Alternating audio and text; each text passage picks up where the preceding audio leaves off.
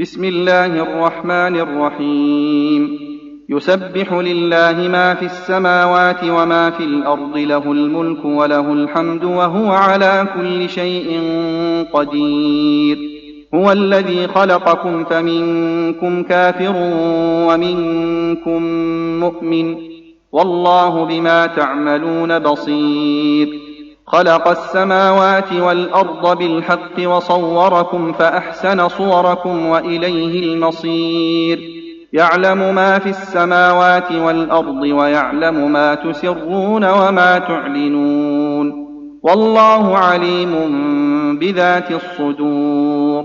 ألم يأتكم نبأ الذين كفروا من قبل فذاقوا وبال أمرهم ولهم عذاب أليم. ذلك بأنه كانت تأتيهم رسلهم بالبينات فقالوا أبشر يهدوننا فكفروا وتولوا واستغنى الله، والله غني حميد. زعم الذين كفروا أن لن يبعثوا، قل بلى وربي لتبعثن ثم لتنبؤن بما عملتم، وذلك على الله يسير. فآمنوا بالله ورسوله والنور الذي أنزلنا، والله بما تعملون خبير. يوم يجمعكم ليوم الجمع، ذلك يوم التغابن. ومن يؤمن بالله ويعمل صالحا يكفر عنه سيئاته ويدخله جنات تجري من تحتها الأنهار خالدين فيها أبدا، ذلك الفوز العظيم. والذين كفروا وكذبوا بآياتنا أولئك أصحاب النار خالدين فيها وبئس المصير.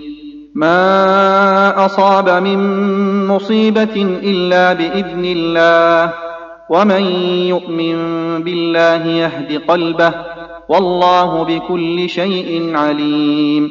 وأطيعوا الله وأطيعوا الرسول، فإن توليتم فإنما على رسولنا البلاغ المبين. الله لا إله إلا هو، وعلى الله فليتوكل المؤمنون. يا أيها الذين آمنوا إن من أزواجكم وأولادكم عدوا لكم فاحذروهم، وإن تعفوا وتصفحوا وتغفروا فإن الله غفور رحيم. إنما أموالكم وأولادكم فتنة، والله عنده أجر عظيم. فاتقوا الله ما استطعتم واسمعوا وأطيعوا وأنفقوا خيرا لأنفسكم، ومن يوق شح نفسه فأولئك هم المفلحون. إن تقرضوا الله قرضا حسنا يضاعفه لكم ويغفر لكم، والله شكور حليم. عالم الغيب والشهادة العزيز الحكيم.